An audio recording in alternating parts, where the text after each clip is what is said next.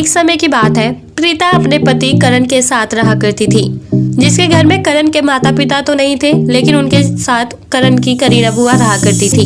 शादी के कुछ समय बाद ही प्रीता की मां सरला की मौत हो गई थी, जिसके बाद से ही उसे अपनी बहन सृष्टि का ख्याल भी रखना पड़ रहा था।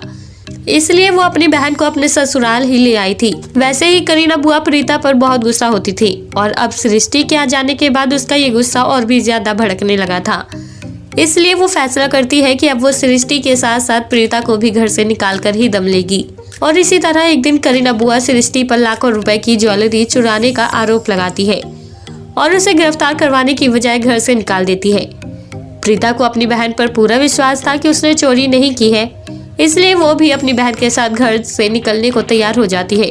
हालांकि करण ने करीना बुआ को बहुत समझाया कि आपसे कोई गलतफहमी हो गई है, लेकिन करीना बुआ नहीं मानी और इसलिए करण को भी घर छोड़कर जाने का अंतिम फैसला लेना पड़ा।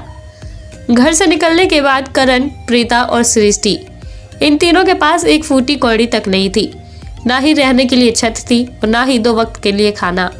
और हैरानी की बात तो ये थी कि उसी दिन करण का एक कार एक्सीडेंट हो गया था, जिसमें उसके पैर में काफी चोट आई थी। जब करीना बुआ को करण के इस एक्सीडेंट के बारे में पता चला, तब उसने करण का छोटे मोटे डॉक्टर से इलाज करवाया और वापस प्रीता के साथ जाने को कह दिया। अब प्रीता, करण और सृष्टि पूरी तरह से रोड पर आ चुके थे और बेचारी प्रीता को अपने पति और अपनी बहन का ख्याल रखने के लिए भीख तक मांगनी पड़ती है। प्रीता रोजाना एक टूटा हुआ कटोरा लेकर रोड में आने जाने वाले लोगों से पैसे मांगा करती और भीख में मांगे गए इन पैसों से अपने पति और बहन का पेट भरा करती। इसी तरह काफी दिन गुजर जाते हैं, लेकिन अब प्रीता इस छोटे से परिवार को दुखी नहीं देख सकती थी, इसलिए वो बहुत ही जल्द काम की तलाश में निकल पड़ती है। तभी उसे ऋषभ नाम के बिजनेसमैन के घर में नौकरानी का काम मिलता है, जो कि घर में अकेला रहता था।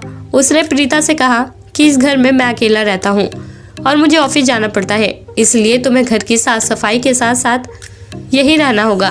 प्रीता कहती है, हाँ साहिब, मैं इस काम के लिए तैयार हूँ, लेकिन मेरे साथ मेरे पति और मेरी बहन भी है, क्या वो भी मेरे साथ रह सकते हैं? ऋषभ दरिया दिली था, इसलिए उसने प्रीता की ये बात मान ली। तभी वो अपनी गंदी सी झोपड़पट्टी में जाती है और अपने पति और बहन को ऋषभ के घर ले जाती है। जब प्रीता ने ऋषभ के घर में काम करना शुरू किया तो उसकी पूरी जिंदगी ही बदल गई थी। जल्द ही ऋषभ ने करण के पैर का इलाज करवा दिया था।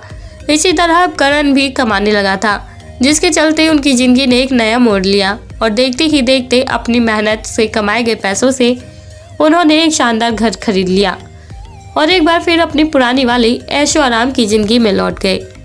तो दोस्तों, कैसी लगी आपको आज की हमारी ये कहानी? आप हमें कमेंट बॉक्स में कमेंट करके ज़रूर बताएं और साथ ही ऐसी और दिलचस्प कहानियाँ सुनने के लिए आप हमारे चैनल को सब्सक्राइब करना ना भूलें।